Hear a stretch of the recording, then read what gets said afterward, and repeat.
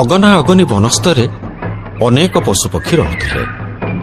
ହାତୀ, ବାଘ, ଭାଲୁ, ସିଂହ, ବିଲୁଆ, ଠେକୁଆ ଆଉ ଗଧ ଇତ୍ୟାଦି ପ୍ରାଣୀ ରହୁଥିଲେ। ଗୋଟିଏ ହାତୀ ଏବଂ ବିଲୁଆ ମଧ୍ୟରେ ଥିଲା ନିବିଡ଼ ବନ୍ଧୁତା। ଦୁହେଁ ପରସ୍ପରକୁ ବହୁତ ଭଲ ପାଉଥିଲେ।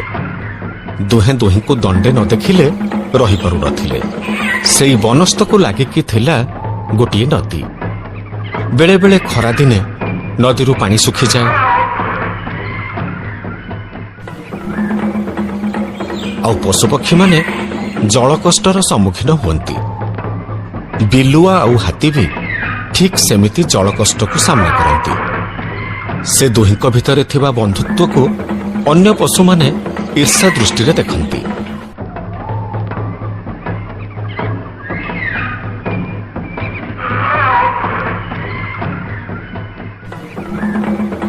ଏ ହାତୀ ଭାଇ, ତୁ ତ ମୋଟାଟା, ଜମାରୁ ଦୌଡ଼ି ପାରୁନୁ, ଆଉ ମତେ ଛୁଇଁବୁ କେମିତି?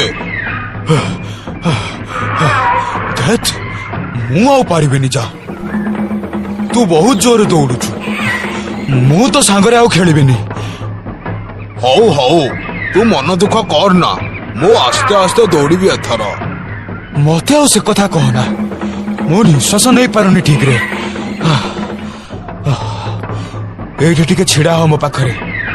ସତ କଥା କହିଲୁ, ତୁ ମତେ ଖେଳରେ ହରେଇ ଦଉଛୁ ବୋଲି ନିଜକୁ ମୋଠୁ ବଡ ବୋଲି ଭାବୁନୁ ତ? ଇଏ କେମିତି କଥା କହୁଛ ହାତୀ ଭାଇ? ତମ ବଳ ସାଙ୍ଗରେ ମୁଁ କଣ ସରି? ତମେ କେତେ ବଡ ପ୍ରାଣୀ, କେତେ ଶକ୍ତି ତମର। ତମକୁ ତ ବଣର ଅଧିକାଂଶ ପ୍ରାଣୀ ଡରନ୍ତି। ଆଉ ମୁଁ ତ ଛାର ବିଲୁଆଟେ। ତମ ଆଗରେ ମୋ ଭଳି 20ଟା ବିଲୁଆ ଛିଡା ହେଲେ ସମାନ ହେଇପାରିବ। ସେମିତି କହନା ବିଲୁଆ ଭାଇ। ମୋ ପାଖରେ ଖାଲି ବଳ ଥିଲେ କଣ ହେଲା?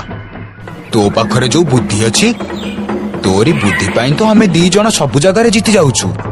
କେତେ କେତେ ବାଘ ଆଉ ସିଂହକୁ ପାଣି ପିଆଇ ଦେଇଛୁ ତୁ। ଥାଉ ଥାଉ, ମତେ ଆଉ ପ୍ରଶଂସାରେ ପୋତି ପକାଅନି। ମତେ ବହୁତ ଭୋକ ହେଲାଣି। ଚାଲ ଯିବା, ଖାଇବା। ହଉ ଚାଲ। ଧୀରେ ଧୀରେ ଖରାଦିନ ଆସିଲା। ବଣ ପାଖରେ ଥିବା ନଦୀରୁ ପାଣି ଶୁଖିଗଲା। ନଈରେ ଯୋଉଠି ପାଣି ଥିଲା, ତାହା କୂଳଠାରୁ ଅନେକ ଦୂରରେ ଥିଲା। ଦିନେ ହାତୀ ଆଉ ବିଲୁଆ ଜଳକଷ୍ଟ ସହି ନ ପାରି ପାଣି ପିଇବା ପାଇଁ ଚାଲିଲେ ନଈ ଭିତରକୁ। ହାତୀ ଭାଇ, ଏ ଖରା ଦିନ କାହିଁକି ଆସୁଛି ମୁଁ କିଛି ବୁଝିପାରୁନି। ଏ ପାଣି କାହିଁକି ଏତେ ଶୀଘ୍ର ଶୁଖି ଯାଉଛି ସେ କଥା ମୁଁ ବି ବୁଝିପାରୁନି। ହଁ, ଖରା ଦିନ ଆସୁ ପଛେ, ହେଲେ ପାଣିଟା ପାଖାପାଖି ରହିଲେ କଣ ଅସୁବିଧା ହୁଅନ୍ତା? କଣ କରିବାରେ ଭାଇ, ସବୁ ଆମ କପାଳ। କେତେ ଥର ଭାବିଲିଣି ଯେ ଏଇ ଖରା ଦିନ ପୂର୍ବରୁ ଏ ବଣ ଛାଡି ଅନ୍ୟ ଗୋଟେ ବଣକୁ ପଳେଇବି, ହେଲେ ଯାଇପାରୁଛି କୋଉଠି? ଓହୋ, ନଈ ପାଖାପାଖି ଆମେ ପହଞ୍ଚି ଗଲେ।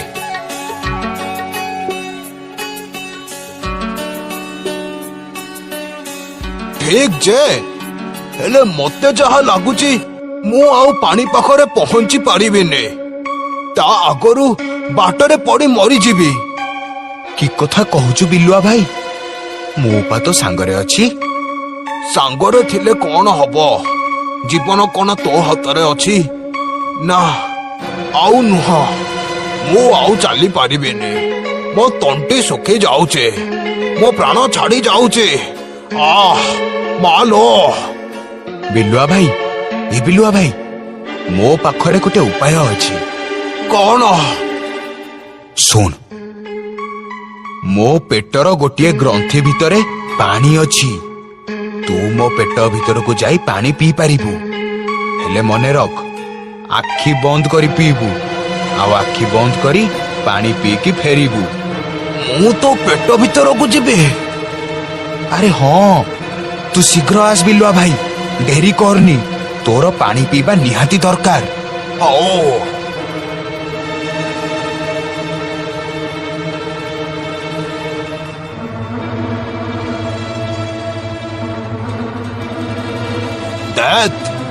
ଓଦା ଓଦା କଣ ଲାଗୁଛି?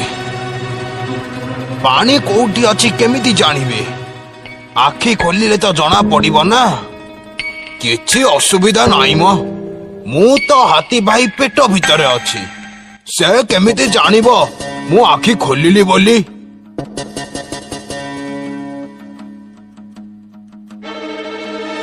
ବାଃ କେତେ ସୁନ୍ଦର ହେଇଛି ୟାକୁ ଖାଇଲେ ହୁଅନ୍ତାନି ନା ନା ନା ନା ନା ହାତୀ ଭାଇ ଜାଣିଲେ ରାଗିବ ନା ମ ସେମିତି କିଛି ହବନି ଟିକେ ଖାଇଦେବି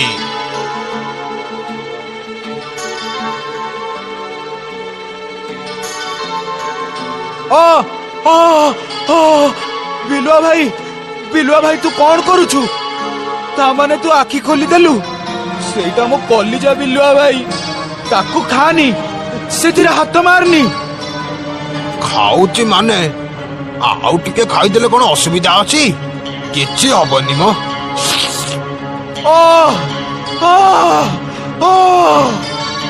କଲିଜା ଖାଇଦେଲା ପରେ କୋଉ ପ୍ରାଣୀ କଣ ଆଉ ବଞ୍ଚିପାରିବ ସେମିତି ହାତୀ ବି ବଞ୍ଚି ପାରିଲାନି ଛଟପଟ ହେଇ ମରିଗଲା ଆଉ ତା ପେଟ ଭିତରେ ରହି କଲିଜା ଖାଇଥିବା ବିଲୁଆଟା ବି ଶେଷ ନିଶ୍ୱାସ ତ୍ୟାଗ କଲା।